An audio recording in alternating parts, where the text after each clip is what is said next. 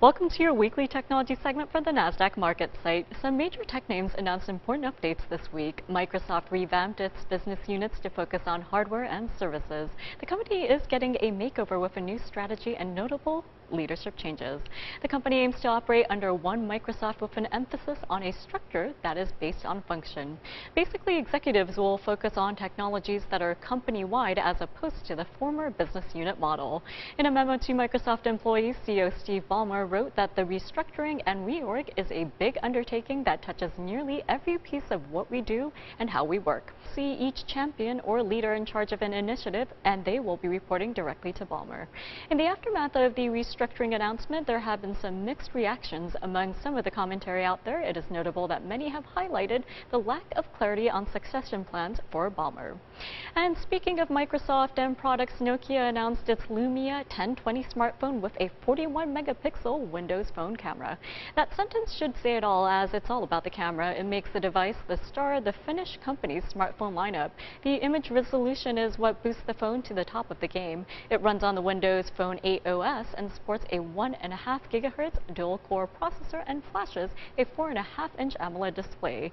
It also features 32 gigs of memory, and if you order early, you can get an extra 50 gigs of storage, which is available through Locker service on AT&T. Pre-orders do kick off on July 16th online. Now keep in mind that the Lumia 1020 is exclusive to AT&T. It will be available starting July 26th for $299.99 with a 2-year contract in stores. Meanwhile, T-Mobile held a press conference in New York City earlier this week. The company unveiled its new upgrade plan called Jump. The plan allows its customers who are on installment plans to trade in their phones every 6 months. Now, the price tag on the Jump plan will run an extra $10 per month in addition to the monthly installment plan. Keep in mind that when trading in a phone, the device will be double-checked for any damage. Subscribers will not be charged a deductible if there is no damage to the phone.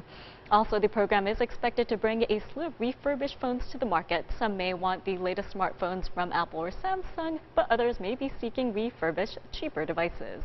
T-Mobile also announced its 4G LTE expansion. The network will serve 116 metropolitan areas and serve 157 million people across the country. And last but not least, before we wrap it up, for a fun tidbit, kids are never too young to cause damage using technology, so keep that in mind before you hand over your smartphone to a young child. A father in Oregon found out that he was $225 poor and owned a vintage car. Now, Paul Stout became an owner of a 1962 Austin Healey Sprite after his 14-month-old daughter grabbed his phone, used his eBay app, and won a bid on the car. The father decided to take on the car as a remodeling project, and like any good father, he said he hopes to give the car to his daughter as a 16th birthday present or high school graduation gift. In the meantime, the entire family is taking a precautionary measure and password protecting all devices. That is a smart move, especially with such a tech-happy toddler in the midst. And that does wrap it up for your weekly tech segment for the NASDAQ market site. Thanks for watching and have a great weekend.